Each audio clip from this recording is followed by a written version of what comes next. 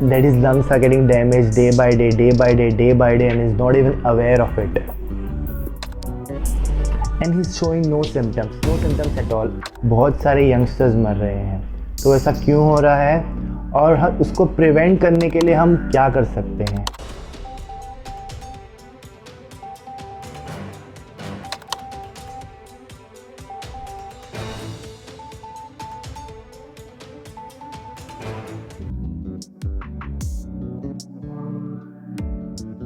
Hello guys, this is me, Dr. Vineet, and today I'm going to be speaking about a very important topic known as happy hypoxia.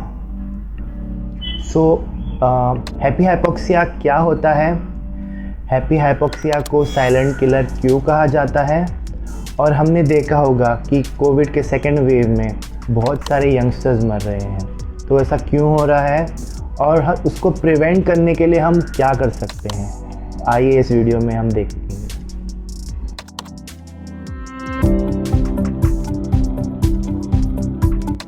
आगे बढ़ने से पहले कोई भी video का part skip मत करना और एंड तक ज़रूर देखना ताकि पूरी इन्फॉर्मेशन आपको मिल जाए। सो बिफोर वी बिगिन हमें ये समझना होगा कि हाइपोक्सिया क्या होता है।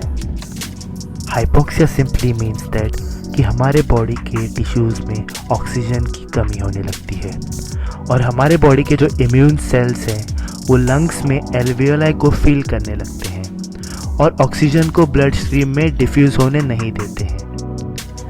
तो इसलिए लोगों को शॉर्टनेस ऑफ ब्रेथ जैसे सिम्टम्स आने लग सकते हैं, जिसके वजह से रेस्पिरेटरी फेलियर भी हो सकता है।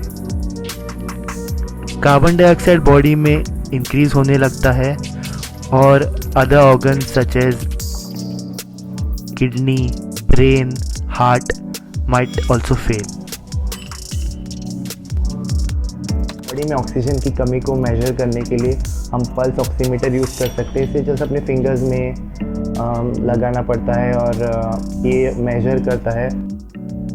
तो अगर 92 से कम आपका ऑक्सीजन है तो इसको हाइपोक्सिया कहते हैं। You must have notice that कि कोविड-19 के इन्फेक्शन में मोस्टली पेशेंट को हाइपोक्सिया होता है, लेकिन हैप्पी हाइपोक्सिया में क्या होता है?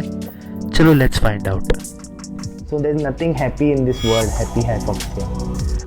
So patient of happy hypoxia is generally a young individual of less than 45 years of age and who has tested positive for COVID-19, and he's showing no symptoms at all, or might be just mild symptoms like a day of cough or fever or something like that. But generally he has very less symptoms because his immunity is really strong and उसे कोई symptoms नहीं आते हैं। तो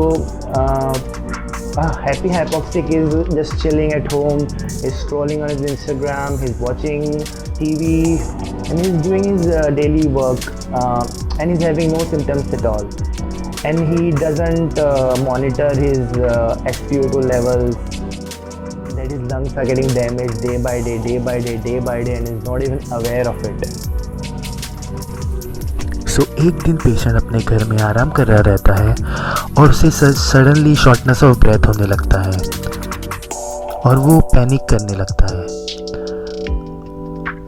और वो oxygen check करता है तो उसका ऑक्सीजन 85-80 आ रहा होता है और अभी उसे इमरजेंसी में जाने की ज़रूरत है। And he rushes to the emergency. Now his chances of survival are really less. He has to be put on the ventilator. So to see his X-ray or CT scan, there are a lot of patches in the lungs. His lungs are like destroyed from inside and he's not even aware of it. So why this happens? This happens because जब Covid का infection होता है तो body में बहुत सारे inflammatory reactions होते हैं टू फाइट दिस कोविड-19, जिसके वजह से ब्लड वेसल्स में बहुत सारे क्लॉट्स बनने लगता है और किडनी, ब्रेन और बहुत सारी जगह पे ब्लड ऑक्सीजन इतना नहीं पहुंच पाता, अंदर से लंग्स डैमेज हो रहे हैं, लंग्स को ऑक्सीजन नहीं मिल रहा है। तो इसे प्रिवेंट करने के लिए हम क्या कर सकते हैं?